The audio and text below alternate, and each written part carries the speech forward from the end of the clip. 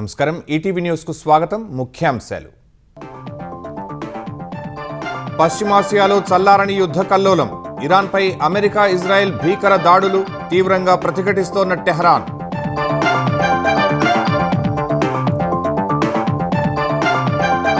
Israel అణు పరిశోధన కేంద్రం లక్ష్యంగా ఇరాన్ దాడి. 100 మందికి పైగా గాయాలు. గల్ఫ్ దేశాలపైన బాంబుల వర్షం.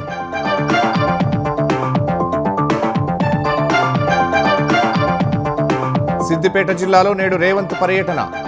ఆయిల్ పామ్ ఫ్యాక్టరీ ప్రారంభించనున్న సీఎం. అనంతరం రైతు భరోసా నిధులు విడుదల.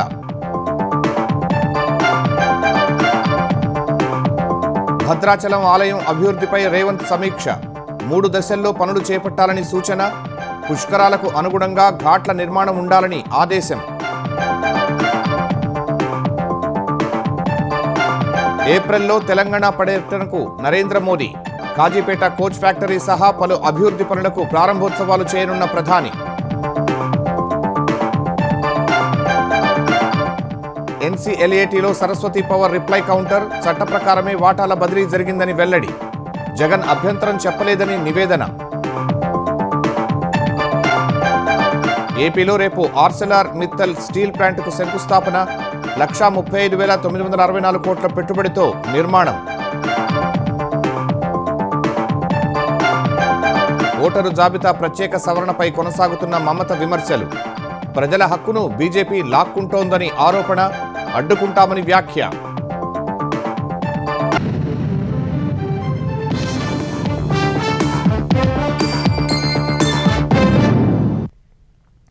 పశ్చిమాసియాలో యుద్ధ కల్లోలం చల్లారట్లేదు. ఓవైపు అమెరికా ఇజ్రాయెల్ విరుచుకుపడుతూ ఉంటే ఇరాన్ అంతే స్థాయిలో ప్రతిఘటిస్తోంది.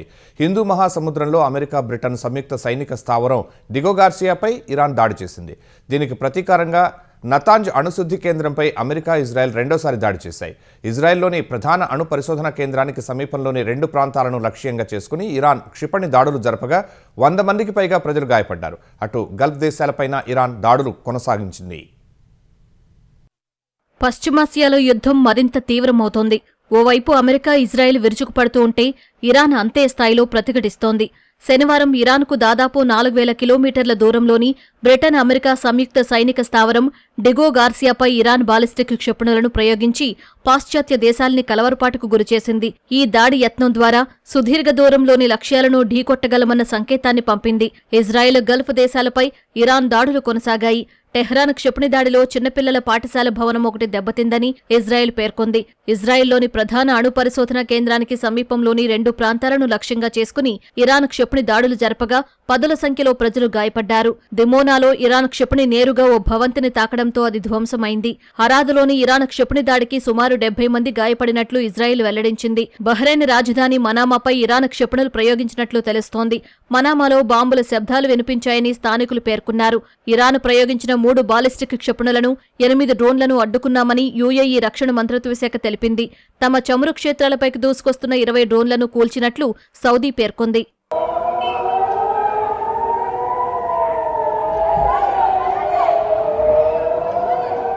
డిగో గార్సియాపై ఇరాన్ దాడికి ప్రతీకారంగా నతాంజ్ అణుశుద్ధి కేంద్రంపై అమెరికా ఇజ్రాయెల్ రెండోసారి దాడి చేశాయి.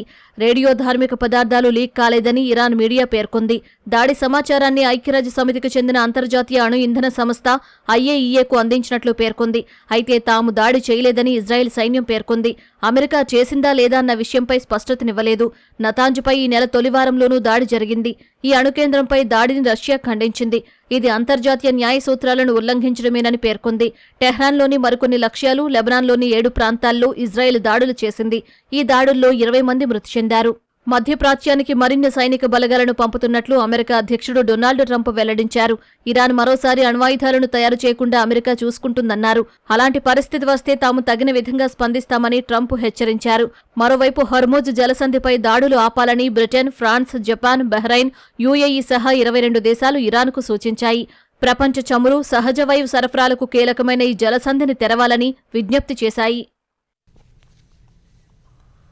హర్ముజ్ జలసంధిని 48 గంటల్లో తెరవాలని, లేకపోతే ఇరాన్పై దాడులు ఉధృతం చేస్తామని అమెరికా అధ్యక్షుడు డొనాల్డ్ ట్రంప్ హెచ్చరించారు.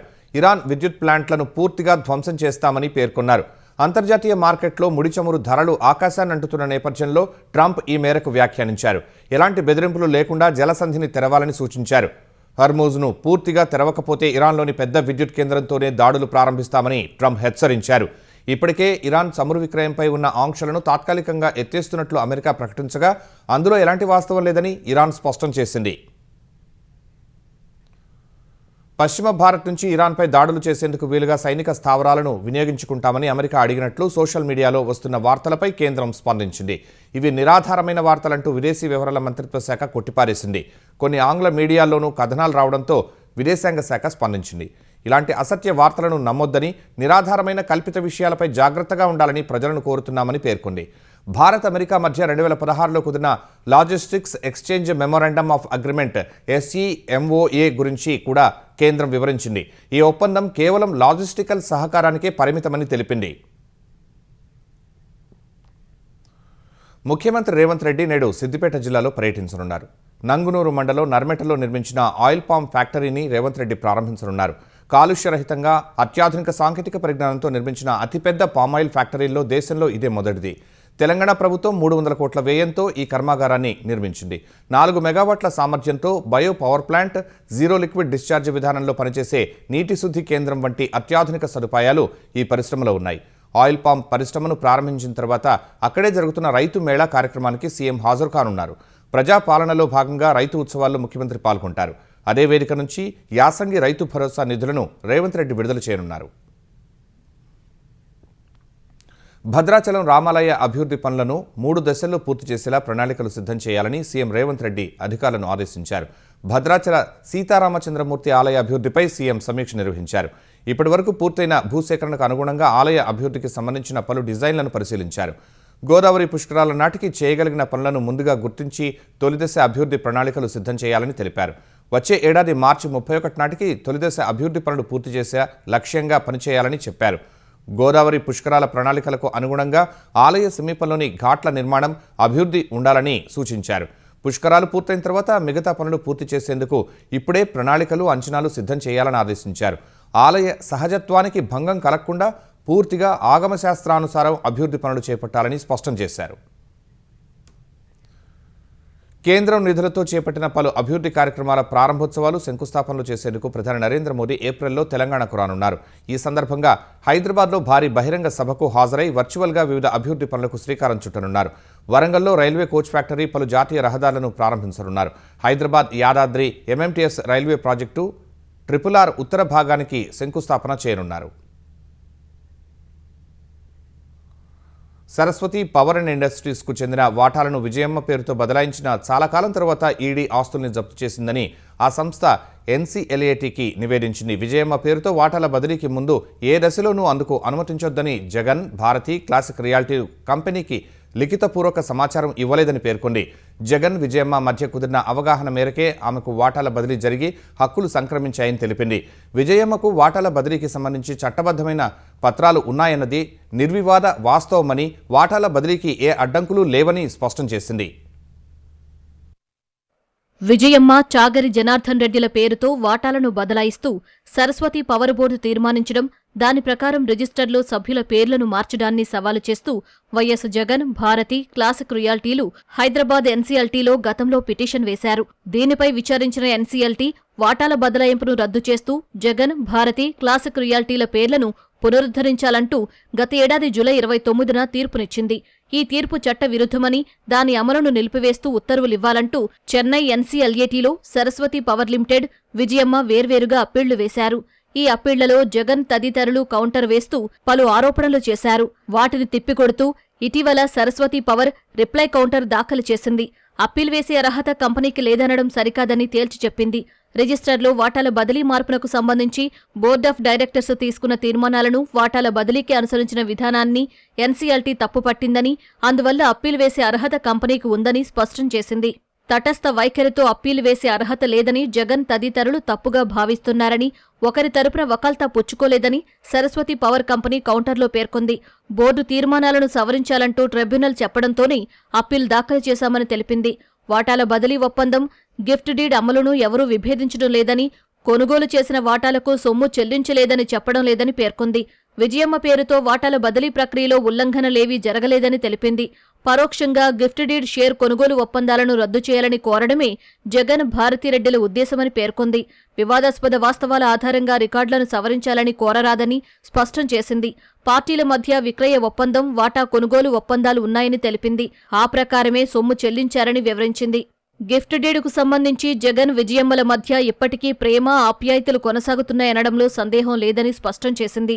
గిఫ్ట్ డీడ్, వాటాల కొనుగోలు ఒప్పందాలను ఎవరూ తిరస్కరించినప్పుడు వాటాల బదిలీ అనేది కంపెనీకి, వాటాలు పొందిన వ్యక్తికి మధ్య జరిగే ఓ ప్రక్రియ మాత్రమేనని తెలిపింది.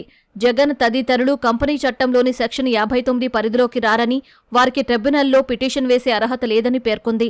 విజయమ్మ పత్రాలు కనిపించలేదని చెప్పడంతో బోర్డు సమావేశమై నోటరీతో రాతపూర్వక లేఖ పొందాక 2024 జూలై 6న వాటాల బదిలీ జరిగిందని స్పష్టం చేసింది. ఆ సమయంలో జగన్ తదితరులకు నోటీసులు ఇవ్వాల్సిన అవసరం లేదంది. చట్ట ప్రకారమే రిజిస్టర్లో పేర్ల మార్పిడి జరిగిందని, దీన్ని గుర్తించకుండా వివాదాస్పద వాస్తవాల ఆధారంగా హైదరాబాద్ ఎన్సీఎల్టీ ఇచ్చిన తీర్పును రద్దు చేయాలని ఎన్సీఎల్ఏటీని సరస్వతి పవర్ సంస్థ కోరింది.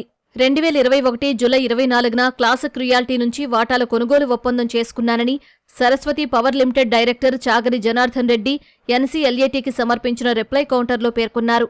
ఇందుకోసం 16,77,000 రూపాయలు చెల్లించినట్లు తెలిపారు. మొదట అదనపు డైరెక్టరుగా నియమితుడైన తాను 2021 సెప్టెంబర్ 25న రెగ్యులర్ డైరెక్టరుగా బాధ్యతలు చేపట్టినట్లు వెల్లడించారు. భద్రత దృష్ట్యా కంపెనీ వాటాలన్నీ ఒకే చోట ఉంచాలన్న ఉద్దేశంతో తాను కొన్న వాటా ధృవీకరణ పత్రాలను, బదిలీ పత్రాలను విజయమ్మకు అప్పగించినట్లు వివరించారు. డైరెక్టరుగా తనను నియమించినప్పటికీ సభ్యుల రిజిస్టర్లో వాటాదారుగా పేరు నమోదు కాలేదని తెలియడంతో అందుకోసం దరఖాస్తు చేసినట్లు తెలిపారు. రిజిస్టర్ సవరణకు వాటా ధృవీకరణ పత్రాలు లేవని తేలడంతో నోటరైజ్డ్ లేఖను కంపెనీకి అందజేసినట్లు వివరించారు. ఎన్సీఎల్టీలో ఉత్తర్వు ఆధారంగా వాటా కొనుగోలు ఒప్పందం కింద చెల్లించిన ప్రతిఫలాన్ని వాపసు ఇస్తున్నట్లు క్లాసిక్ రియాల్టీ సమాచారం పంపిందని, ఇది సివిల్ కోర్టు ప్రక్రియను తప్పించుకోవడానికి చేస్తున్న ప్రయత్నమని చాగరి జనార్దన్ రెడ్డి తెలిపారు. ఇరుపక్షాల మధ్య జరిగిన వాణిజ్య ఒప్పందాలను రద్దు చేయడానికి సెక్షన్ 59ని ప్రతివాదులు వాడుకుంటున్నట్లు స్పష్టమవుతోందని కౌంటర్లో పేర్కొన్నారు. ఆంధ్రప్రదేశ్ పారిశ్రామిక అభివృద్ధిలో మరో చారిత్రక ఘట్టానికి సమయం ఆసన్నమైంది. అనకాపల్లి జిల్లాలో Arcelor Mittal Nippon steel India సంస్థ నెలకొల్పనున్న గ్రీన్ఫీల్డ్ ఇంటిగ్రేటెడ్ స్టీల్ ప్లాంట్కు ముఖ్యమంత్రి చంద్రబాబు రేపు భూమి పూజ చేయనున్నారు. 17.8 మిలియన్ మెట్రిక్ టన్నుల సామర్థ్యంతో 1,35,964 కోట్ల రూపాయల భారీ పెట్టుబడితో ఉక్కు పరిశ్రమ ఏర్పాటు కానుంది. ఈ ప్రాజెక్టు ద్వారా ప్రత్యక్షంగా, పరోక్షంగా సుమారు 1,00,000 మందికి ఉద్యోగ, ఉపాధి అవకాశాలు లభించనున్నాయి. ఉత్తరాంధ్రకు తలమానికంగా నిలవనున్న Arcelor Mittal Nippon steel India సంస్థ భారీ ఉక్కు పరిశ్రమ ఏర్పాటుకు రంగం సిద్ధమైంది. అనకాపల్లి జిల్లా నక్కపల్లి మండలం రాజయ్యపేటలో సోమవారం సీఎం చంద్రబాబు చేతుల మీదుగా భూమి పూజ జరగనుంది. 5,465 ఎకరాల్లో 2 దశల్లో ఈ ప్రాజెక్టు సాకారం కానుంది. మొదటి దశలో 7.3 మిలియన్ మెట్రిక్ టన్నులు, రెండో దశలో 10.5 మిలియన్ మెట్రిక్ టన్నుల సామర్థ్యంతో ఉక్కు ఉత్పత్తి చేయనుంది. స్టీల్ ప్లాంటుకు అనుబంధంగా 50 మిలియన్ మెట్రిక్ టన్నుల సామర్థ్యంతో అదనంగా 316 ఎకరాల్లో క్యాప్టివ్ పోర్టును కూడా ఏఎంఎన్ఎస్ ఇండియా ఏర్పాటు చేయనుంది. దీనికోసం ప్రత్యేకంగా 11,198 కోట్ల రూపాయల పెట్టుబడి పెట్టనుంది. దీంతో మరో 6,000 మందికి ఉద్యోగ అవకాశాలు లభించనున్నాయి. ఏఎంఎన్ఎస్ ఇండియా ప్లాంట్ ఏర్పాటుతో విశాఖ ఎకనమిక్ రీజియన్ పరిశ్రమల హబ్గా రూపుదిద్దుకోనుంది. గ్రీన్ఫీల్డ్ స్టీల్ ప్లాంట్ ఏర్పాటు ద్వారా దేశంలో భారీగా పెరిగిన ఉక్కు మార్కెట్లో కీలక పాత్ర పోషించే అవకాశం ఏఎంఎన్ఎస్ ఇండియాకు లభించనుంది. ఈ ప్రాజెక్టు త్వరితగతిన నిర్మాణం పూర్తి చేసేందుకు ఆంధ్రప్రదేశ్ ప్రభుత్వం అన్ని విధాలా సహకరిస్తోంది. స్టీల్ ప్లాంట్ను NH16తో కలిపేలా 4 వరుసల రహదారి విస్తరణ పనులు చేపట్టింది. కనెక్టివిటీ పెంచడంతో పాటు పరిశ్రమకు అవసరమయ్యే నీరు, విద్యుత్ వంటి మౌలిక వసతులు శరవేగంగా కల్పిస్తోంది. సోమవారం జరిగే శంకుస్థాపన కార్యక్రమానికి కేంద్ర, రాష్ట్ర ప్రభుత్వాల ప్రముఖులు, పారిశ్రామికవేత్తలు తరలిరానున్నారు. సీఎం చంద్రబాబు, కేంద్ర ఉక్కు, భారీ పరిశ్రమల మంత్రి హెచ్డి కుమారస్వామి, కేంద్ర మంత్రి భూపతిరాజు శ్రీనివాస్ వర్మ, ఏపీ ఉప ముఖ్యమంత్రి పవన్ కళ్యాణ్, లోకేష్ ముఖ్య అతిథులుగా హాజరు కానున్నారు. Arcelor Mittal executive chairman Lakshmi Mittal, AMNS India chairman Aditya Mittal భూమి పూజలో పాల్గొననున్నారు. ఆంధ్రప్రదేశ్లో 22 లక్షల కోట్ల పెట్టుబడులు గ్రౌండింగ్ చేసి 20 లక్షల ఉద్యోగాలు కల్పించడమే లక్ష్యంగా కూటమి ప్రభుత్వం పనిచేస్తోందని కేంద్ర మంత్రి రామ్మోహన్ నాయుడు తెలిపారు. ఏపీకి తలమానికంగా నిలిచేలా స్టీల్ ప్లాంట్ను నిర్మించి ఉపాధి అవకాశాలు కల్పిస్తామన్నారు. విశాఖ సిఐఐ స్వర్ణాంధ్ర సదస్సులో పాల్గొన్న ఆయన విజన్ 2047 లక్ష్య సాధనలో సిఐఐ కీలక పాత్ర పోషిస్తుందని చెప్పారు. విశాఖ కేంద్రంగా రైల్వే జోన్ ఏర్పాటుకు అన్ని చర్యలు వేగంగా తీసుకుంటున్నామని తెలిపారు. ఏపీలో ప్రతి ఒక్కరికి 2 గంటల దూరంలో విమానాశ్రయం ఉండాలనే లక్ష్యంతో కొత్త నిర్మాణాలు చేపడుతున్నట్లు రామ్మోహన్ చెప్పారు. సోమవారం చంద్రబాబు నాయుడు గారి ఆధ్వర్యంలో ఆర్సెలార్ మిత్తల్ స్టీల్ ప్లాంట్ సుమారు 80,000 కోట్ల రూపాయలతో ఫేజ్ 1లో అది కూడా ఈరోజు స్టార్ట్ చేస్తున్నాం. దానితో పాటు భోగాపురంలో ఎయిర్పోర్ట్ జూన్ కల్లా పూర్తి చేస్తున్నాం. మా శ్రీకాకుళం జిల్లాలో మూలపేట పోర్ట్ వస్తుంది, శరవేగంగా పనులు జరుగుతున్నాయి. నక్కపల్లిలో బల్క్ డ్రగ్ పార్క్ కానీ, అలాగే ఎంఎస్ఎంఈ పార్క్స్ కానీ, అలాగే ముఖ్యంగా గూగుల్ తాలూకా AI data center investment $15 billion. మన దేశంలో ఉత్తరాంధ్ర ప్రాంతం విశాఖపట్నం వాళ్ళు ఎంచుకోవడం అనేది చంద్రబాబు నాయుడు గారి మీద, కూటమి ప్రభుత్వం మీద ఎంత నమ్మకం ఈరోజు పెద్ద కంపెనీలు, ప్రపంచంలో ఉన్న కంపెనీలు చూపిస్తున్నాయని దానికి అది ఉదాహరణ. తిరుమల పవిత్రతను కాపాడుతూ శ్రీవారి భక్తులకు మరింత నాణ్యమైన సేవలు అందించేందుకు టీటీడీ చేస్తున్న కృషికి సీఎం చంద్రబాబు అభినందనలు తెలిపారు. తిరుమలకు వచ్చే కోట్లాది భక్తుల నమ్మకం, విశ్వాసాలను మరింత పెంచేలా టీటీడీ మరో చారిత్రాత్మక అడుగు వేసిందన్నారు. స్టేట్ ఫుడ్ ల్యాబొరేటరీ, FSSAI సంయుక్తంగా టీటీడీ సహకారంతో 25 కోట్ల వ్యయంతో నిర్మించిన అత్యాధునిక వాటర్ ఫుడ్ అనాలిసిస్ ల్యాబ్ను ప్రారంభించానన్నారు. అత్యున్నత ప్రమాణాలు కలిగిన ఈ ల్యాబ్ ద్వారా ప్రసాదాల తయారీలో వాడే ముడి పదార్థాల నాణ్యతను సూక్ష్మ స్థాయిలో పరీక్షించవచ్చని వెల్లడించారు. ఇందులోని ఈ టంగ్, ఈ నోస్ వంటి అత్యాధునిక సౌకర్యాల ద్వారా ఆహార పదార్థాల రుచి, వాసనను డిజిటల్ పద్ధతిలో ఖచ్చితంగా విశ్లేషించవచ్చన్నారు. భక్తులకు త్వరితగతిన శ్రీవారి దర్శన భాగ్యం కలిగించేందుకు రద్దీ నియంత్రణ కోసం తీసుకువచ్చిన ఇంటిగ్రేటెడ్ కమాండ్ కంట్రోల్ కేంద్రాన్ని సందర్శించినట్లు చెప్పారు. భక్తులకు మరింత వేగంగా, సౌకర్యవంతంగా శ్రీవారి దర్శనం జరిగేలా ఈ కమాండ్ కంట్రోల్ పనిచేస్తుందని తెలిపారు. AI ఆధారిత ఇంటిగ్రేటెడ్ కమాండ్ కంట్రోల్ సెంటర్ ద్వారా జన సాంద్రత, దర్శనం కోసం వేచి ఉండే సమయం, వాహనాల రాకపోకలు, వసతి, వైద్య అత్యవసరాలు వంటివి అన్నీ రియల్ టైంలో పర్యవేక్షించి మెరుగైన సేవలు అందించేందుకు సహాయపడుతుందని తెలిపారు.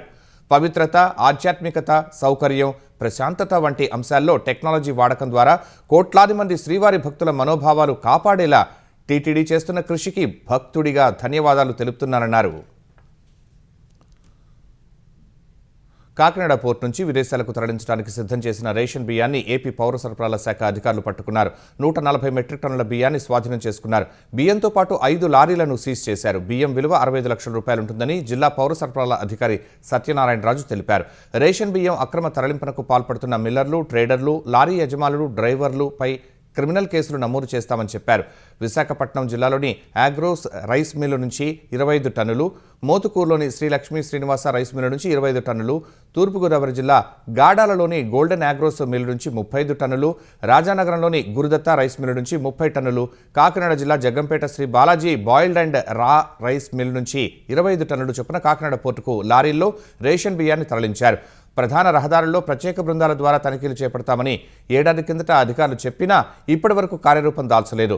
దీంతో యథేచ్ఛగా రేషన్ బియ్యం కాకినాడ పోర్టుకు చేరి విదేశాలకు ఎగుమతవుతున్నాయి.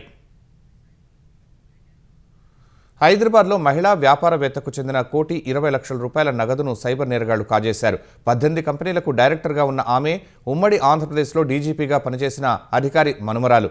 ఈ నెల 13న ఆమె పేరు, ఫోటోతో కంపెనీ అకౌంటెంట్కు వాట్సాప్ సందేశం వచ్చింది. మీటింగ్లో ఉన్నానని చెప్పి ఖాతాకు ₹1,20,00,000 పంపాలని ఆ సందేశంలో ఉంది. కంపెనీ డైరెక్టర్ పంపారని అనుకుని అకౌంటెంట్ ఒకే లావాదేవీలో ₹1,20,00,000ను నేరగాళ్ల ఖాతాకు బదిలీ చేశాడు. ఈ నెల 17న ఇదే విధంగా మరో సందేశం రావడంతో డబ్బులు పంపేందుకు చెక్ అప్రూవల్ కోసం అకౌంటెంట్ ఆమెను సంప్రదించాడు. గతంలో చేసిన లావాదేవీ వివరాలు కూడా ఆమెకు చెప్పాడు. తాను ఎలాంటి డబ్బు పంపమని చెప్పలేదని చెప్పడంతో అకౌంటెంట్ కంగు తిన్నాడు. అప్రమత్తమైన మహిళా వ్యాపారవేత్త వెంటనే 1930కి ఫోన్ చేయడంతో పాటు హైదరాబాద్ సైబర్ క్రైమ్ పోలీసులకు ఫిర్యాదు చేశారు. నిందితుల ఆచూకీ గుర్తించిన పోలీసులు ప్రత్యేక బృందాన్ని కేరళ పంపారు. పశ్చిమ బెంగాల్ అసెంబ్లీ ఎన్నికలకు ముందు ఓటరు జాబితా ప్రత్యేక సమగ్ర సవరణ SIR ప్రక్రియ పేరుతో ప్రజల ఓటు హక్కులను లాక్కునేందుకు బీజేపీ యత్నిస్తోందని ఆ రాష్ట్ర సీఎం మమతా బెనర్జీ ఆరోపించారు. రంజాన్ సందర్భంగా కోల్కతాలోని రెడ్ రోడ్ వద్ద జరిగిన ఈద్ ప్రార్థనల అనంతరం ప్రజలను ఉద్దేశించి మమత ప్రసంగించారు. పశ్చిమ బెంగాల్లో ఎన్నికల ప్రక్రియను ప్రభావితం చేసేందుకే ఎస్ఐఆర్ పేరుతో జాబితాలో పెద్ద ఎత్తున ఓటర్లను తొలగించారని ఆమె ఆరోపించారు. ప్రజల ఓటు హక్కుల్ని లాక్కోవటానికి ప్రధాని మోదీ చేసే కుట్రలను అడ్డుకుంటామన్నారు. ప్రజాస్వామ్యాన్ని, ప్రతి పౌరుడి హక్కుల్ని కాపాడేందుకు చివరి వరకు పోరాడతామని పేర్కొన్నారు. బెంగాల్ను లక్ష్యంగా చేసుకున్న కొందరు ప్రజల మధ్య చిచ్చుపెట్టి వారిని వర్గాలుగా విభజించాలని చూస్తున్నారని మమతా బెనర్జీ ఆక్షేపించారు. ఓటర్ల జాబితా ప్రత్యేక సవరణ ఎస్ఐఆర్ నేపథ్యంలో పార్టీ నేతలు పూర్తి అప్రమత్తతతో ఉండాలని బీఆర్ఎస్ సూచించింది. తెలంగాణలో సర్ ప్రక్రియ కోసం ఇప్పటికే సన్నాహాలు ప్రారంభించిన కేంద్ర ఎన్నికల సంఘం త్వరలో షెడ్యూల్ ప్రకటించే అవకాశం ఉంది.